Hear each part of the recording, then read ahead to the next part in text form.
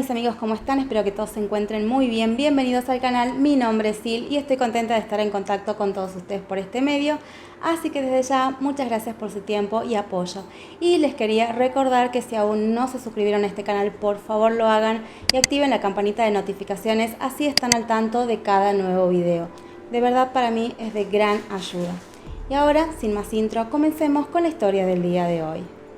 Hoy hablaremos de una historia que sucedió en el año 1999 en Victoria, Australia, y es el caso de Rachel Barber, una joven que parecía tenerlo todo: juventud, belleza, talento, amor, y fue justamente eso que la llevó sin saberlo a un trágico e irracional destino, porque una mente perturbada quería convertirse en ella. Quédense conmigo para conocer esta historia. Rachel Barber nació el 12 de septiembre de 1983 en un pequeño pueblo de Victoria, Australia, y fue la primera de las 3 hijas del matrimonio entre Elizabeth y Michael. Los Barber vivían en un barrio de clase media. Rachel creció en una familia muy amorosa, comprensiva y unida. Desde siempre los Barber inculcaron a sus hijas la confianza, por lo que la comunicación era fluida y podían hablar de cualquier tema. Desde su temprana infancia a Rachel le encantaba la música clásica y sentía una gran pasión por el baile.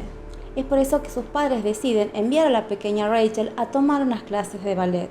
Luego de eso, no quedaron dudas del inmenso potencial que poseía. Y para permitir que la creatividad de su hija continuara desarrollándose, improvisaron en su casa un pequeño estudio de danza para que ella pudiera seguir con sus prácticas. En su adolescencia, Rachel se convirtió en una joven hermosa, tenía un cuerpo estilizado, era popular entre sus amigos, todo un espíritu libre, aunque también era bastante tímida y reservada. Por otro lado, era innegable que su talento seguía creciendo. Sin embargo, la pasión y el empeño que tenía para el baile no era trasladado a sus estudios, donde se sentía frustrada. Lo suyo evidentemente no pasaba por la educación formal. Por otro lado, temía que su potencial se viera estancado por no poder dedicarle el tiempo que requería. Es por este motivo que rogó a sus padres que le permitieran cambiarse de la escuela secundaria convencional para asistir a una academia de baile llamada Dance Factory y así poderse dedicar a su pasión a tiempo completo. Por su parte, sus padres no podían negar el talento inherente que poseía Rachel para la danza y sabían del gran futuro que le esperaba. Es por eso que no pudieron negarse a su petición, permitiendo que ella siguiera su verdadero camino. Al poco tiempo de iniciar en la academia, Rachel se hizo de un buen grupo de amigos. También conoció a un joven que se dedicaba al baile llamado Emmanuel, Manny. Casi de inmediato sintieron atracción el uno por el otro y no pasó mucho tiempo hasta que iniciaron una relación. Ambos se llevaban muy bien, estaban enamorados y sus compañeros comenzaron a llamarlos como Romeo y Julieta. Casi un presagio. La vida de Rachel era ajetreada, llevaba una rutina inalterable durante la semana, aunque eso no significaba un problema para ella, ya que hacía lo que amaba y era responsable con eso. Por la mañana uno de sus padres la llevaba hasta la estación local de tranvía. Desde allí se dirigía a un barrio cercano donde se reunía con su novio y amigos y caminaban juntos hacia la academia. De salida el grupo se dirigía nuevamente hacia el tranvía, Rachel de allí hacia la estación local donde su padre la recogía para llevarla a casa. Todo en la vida de Rachel parecía funcionar a la perfección. Era joven, hermosa, popular, una bailarina eximia con un futuro prometedor, tenía una familia increíble y un novio amoroso. Jamás nadie imaginó que debido a todo esto, un peligro la acechaba desde hacía ya varios años. La noche del domingo 28 de febrero de 1999 sería la última cena en la que la familia Barber estaría completa. En algún momento de la velada, Rachel recibió 2 llamados, pero nunca dijo a nadie con quién habló. Inocentemente, al atender esa llamada, Rachel acababa de sellar su destino. Y así llegamos al día de los hechos.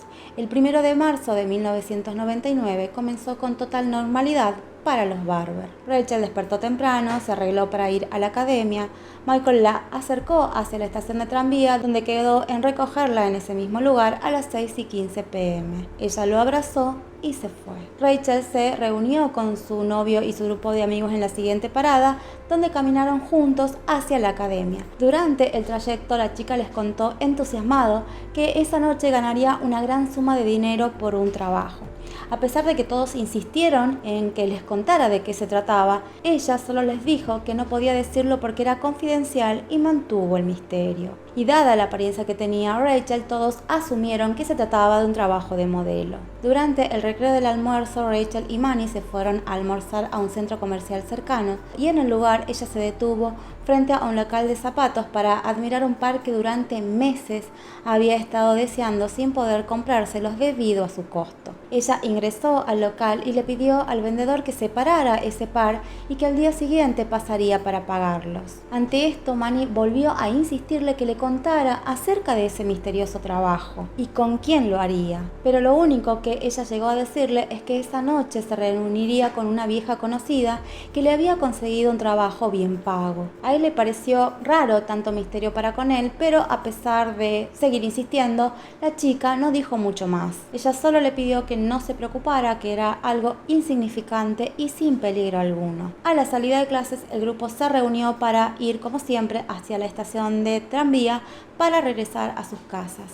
Pero Rachel le dijo que en esa ocasión ella tomaría uno diferente para reunirse con alguien. Abrazó a Manny, le dijo que lo llamaría esa noche cuando estuviera en su casa y se fue. La agonía comienza cuando Michael se presenta en la estación de tranvía a las 6:15 p.m.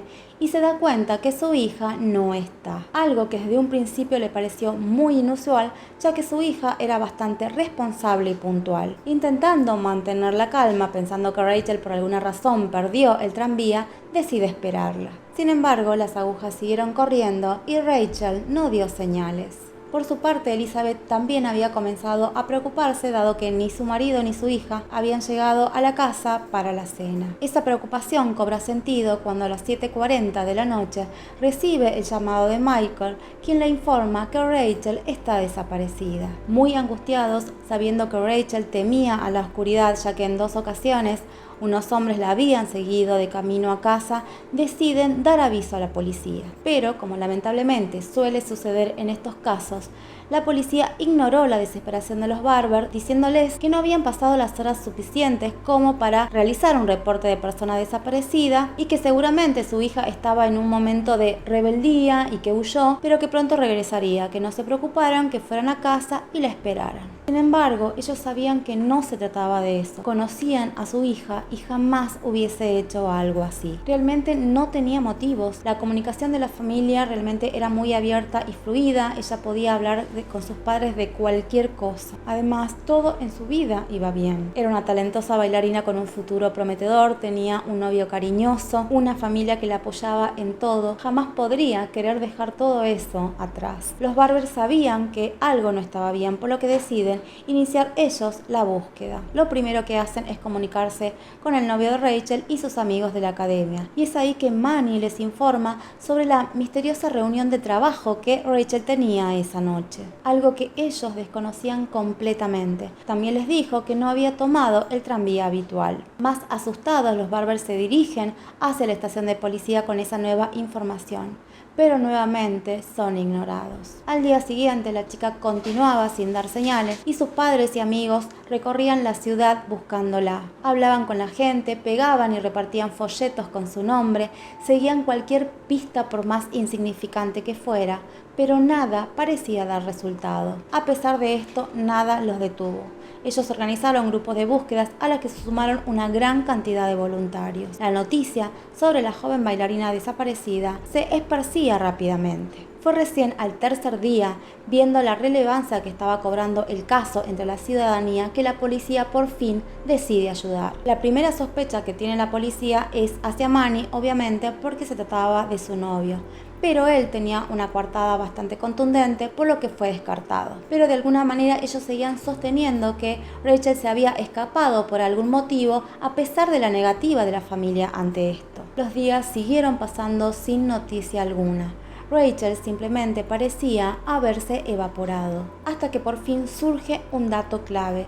Una ex estudiante de la academia que conocía a Rachel declaró haberla visto en compañía de otra joven en la estación de tranvía la noche de su desaparición. Contó también que incluso viajó en el mismo tranvía con ella, que las escuchó hablar, todo parecía estar bien, era una conversación normal entre dos adolescentes. También contó a la policía en qué estación específica bajaron. La testigo también dijo a la policía que le había llamado la atención el contraste entre Rachel, que lucía impecable, a diferencia de la otra chica que tenía un aspecto mucho más sencillo. La policía pudo comprobar la veracidad de este avistamiento al revisar las cámaras de seguridad de la estación del tranvía. El siguiente paso de los investigadores es analizar el registro de llamada de la familia Barber, en especial las que ocurrieron días antes de la desaparición.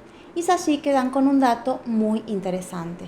La noche antes de los hechos, Rachel recibió 2 llamadas de un mismo número. Y este pertenecía a una ex vecina y niñera de la familia con la que habían perdido contacto hacía 5 años. Caroline Robertson, de 19 años. Al conocer esta nueva información, los Barber de alguna manera se sintieron tranquilos.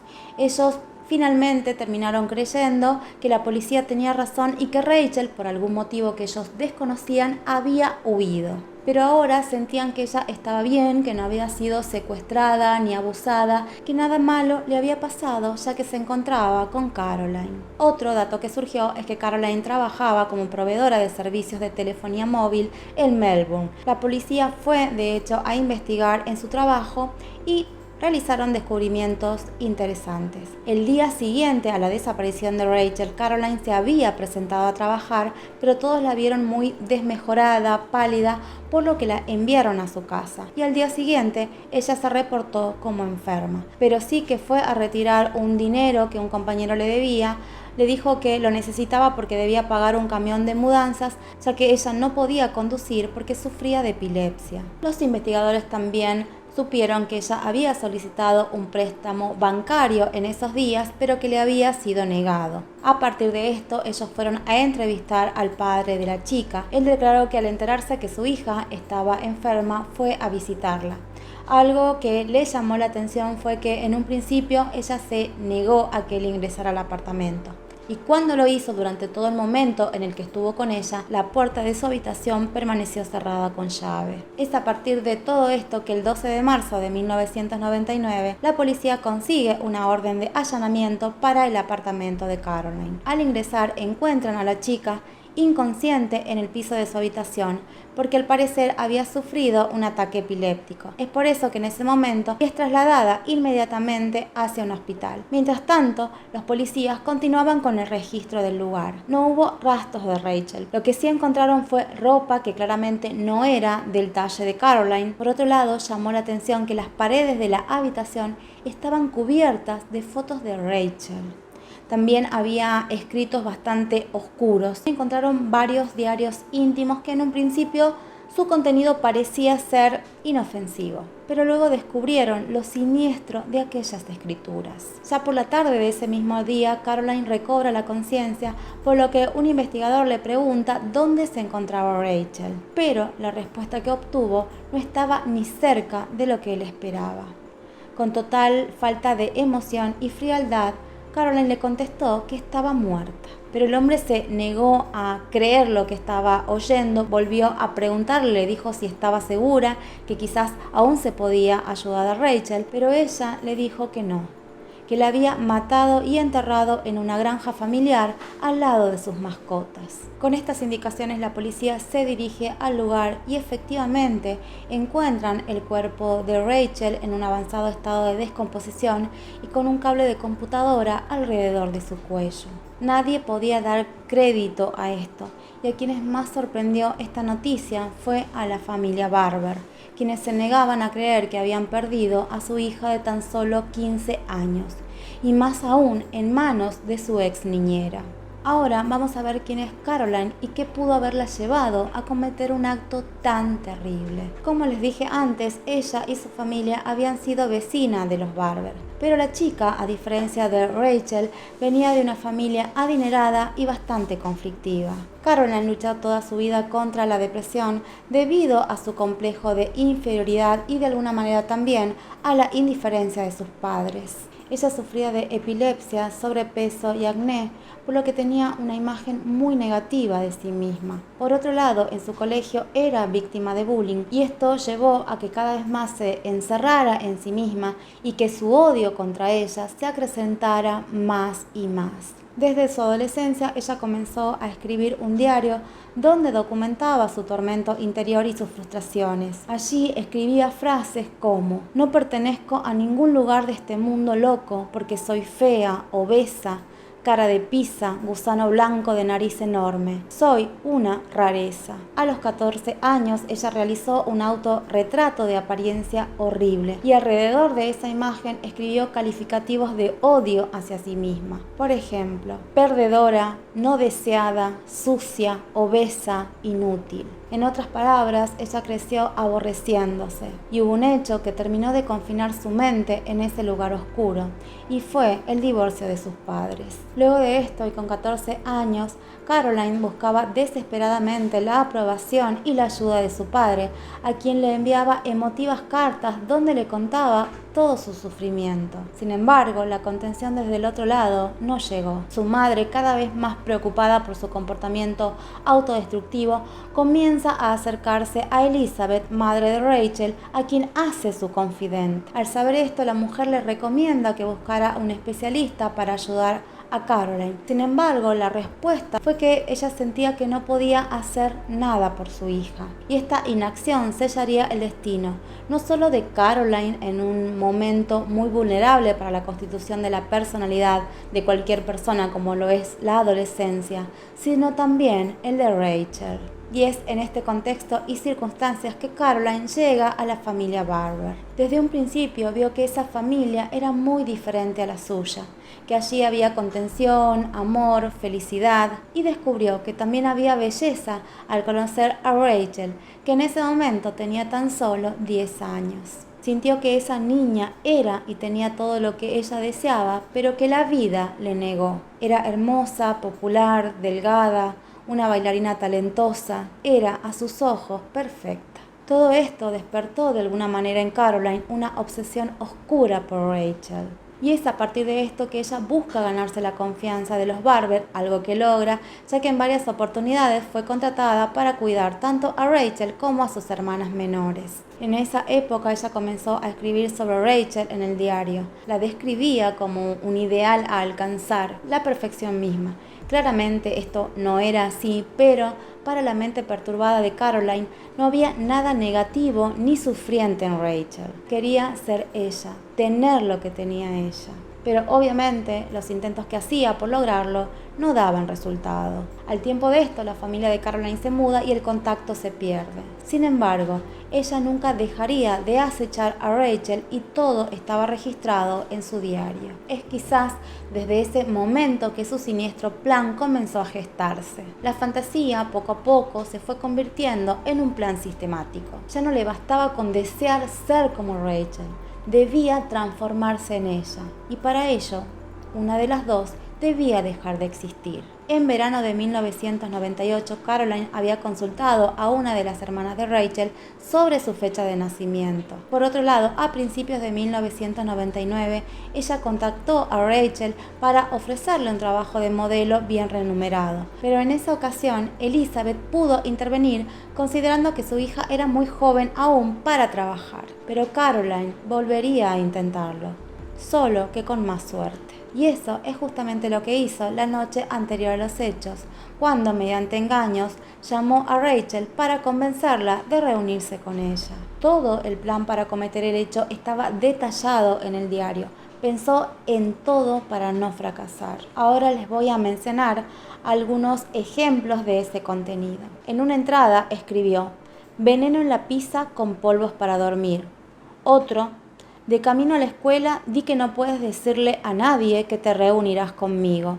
porque no tiene permitido dar los detalles del resultado del estudio psicológico a nadie, porque es confidencial, ni siquiera a tu novio o padres. En otro lugar escribió: droga a Rachel, mete el cuerpo en bolsas y desfigura su rostro, tirar en algún lugar. Otro: revise granja, el martes arregle el préstamo bancario, camioneta, mudanza, noche, para disfrazar el cabello, limpie la casa a fondo y la alfombra a vapor. Todo esto y más llevó obviamente a los investigadores a creer que fue premeditado. Ella engañó a Rachel diciéndole que le pagaría muy bien por ser voluntaria para una encuesta psicológica, pero que no podía avisarle a absolutamente nadie porque era muy confidencial. Rachel, en su inocencia, creyó todo. Caroline, en su declaración, dijo no recordar cada detalle de lo que sucedió, pero sí dijo que había quedado en reunirse con Rachel en la estación, que de allí ambas fueron hasta el apartamento, que ella le invitó pizza con somnífero y lo próximo que ella recuerda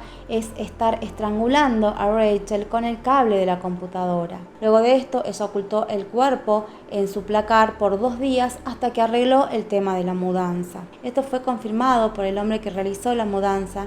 Dijo que efectivamente trasladó muebles y un bulto, que estaba envuelto en alfombras y bolsas y que Caroline le pidió tener cuidado porque se trataba de una estatua. Por otro lado, gracias a sus anotaciones se supo que el plan era luego escapar hacia otro lugar para comenzar una nueva vida bajo otra identidad. El nuevo nombre que adoptaría, que quedó registrado en su diario, era Jane Suttal, que justamente era el apellido de soltera de la madre de Rachel. Además describe a esa nueva persona que justamente tenía la misma fecha de nacimiento que Rachel. Los investigadores con esto ataron cabos. Yo en un momento les dije que Caroline le había preguntado a la hermana de Rachel cuál era su fecha de nacimiento.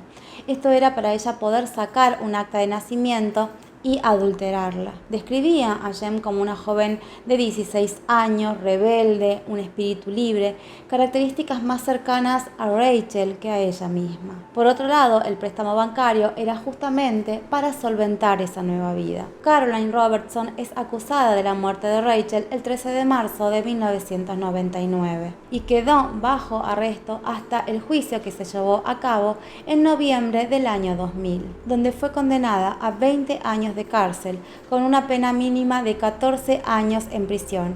Es decir, que al cumplir esos 14 años ella podía ser beneficiada con la libertad condicional.